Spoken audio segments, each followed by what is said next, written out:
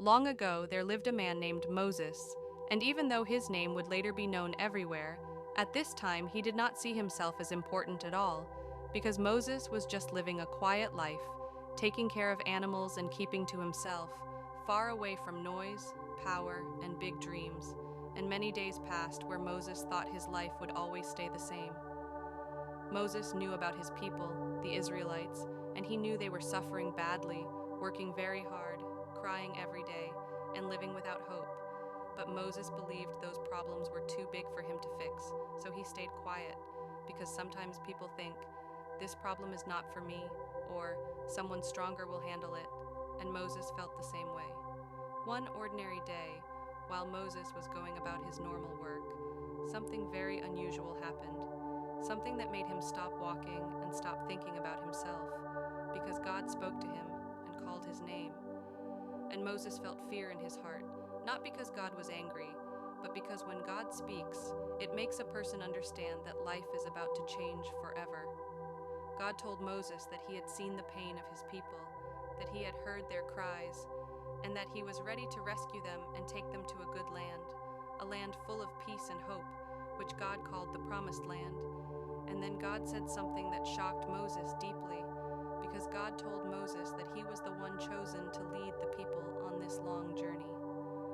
Moses became afraid and confused at the same time, because he looked at himself and saw weakness instead of strength, fear instead of courage, and questions instead of answers. And he said in his heart, "Why me?" Because many people feel small when God gives them a big assignment, and Moses felt exactly that way. Moses tried to explain to God that he was not good enough, that he was not strong with words, and that the people might not listen to him. But God gently reminded Moses that the journey would not be about Moses' power, but about God's guidance, and that Moses would not walk alone, because when God sends someone, he also walks with them. Slowly, Moses understood that saying yes to God did not mean the road would be easy, but it meant the road would have meaning. And even though his fear did not disappear, his heart became willing, because sometimes courage is not the absence of fear, but choosing to move forward even while shaking. At the end of that moment, Moses made a decision that changed everything, because he chose to obey God and step into leadership, even though he did not know how long the journey would be or how hard it would become. And as Moses turned his heart toward the people he was called to lead, the journey was about to begin.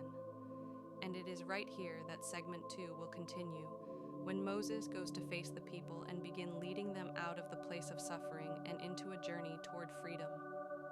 After Moses made the brave decision to obey God, he did not turn back to his old quiet life again, because once a person says yes to a big calling, life can never remain the same. And Moses went straight to the people God had spoken about, the people who were tired, hurt, and losing hope day by day. Moses stood before the people and spoke to them about God's message, telling them that God had seen their suffering and had planned a way out for them. And at first, many people listened with wide eyes and hopeful hearts. Because when people have suffered for a long time, even a small light feels very big. The people began to prepare themselves, packing what little they had and holding their children close, because leaving a place of pain is still scary when it is all you have ever known.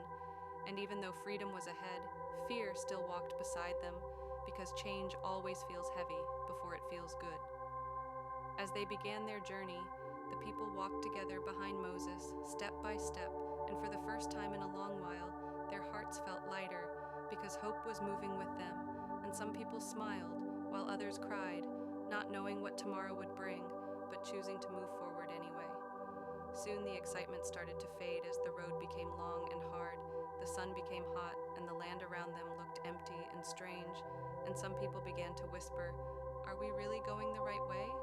Because it is easy to trust at the beginning, but harder to trust when the journey becomes uncomfortable. The people started to feel tired and afraid, and fear slowly turned into complaints, because when the body is tired, the heart can also grow weak, and they began to question Moses, asking him why he brought them out if the road was going to be so hard.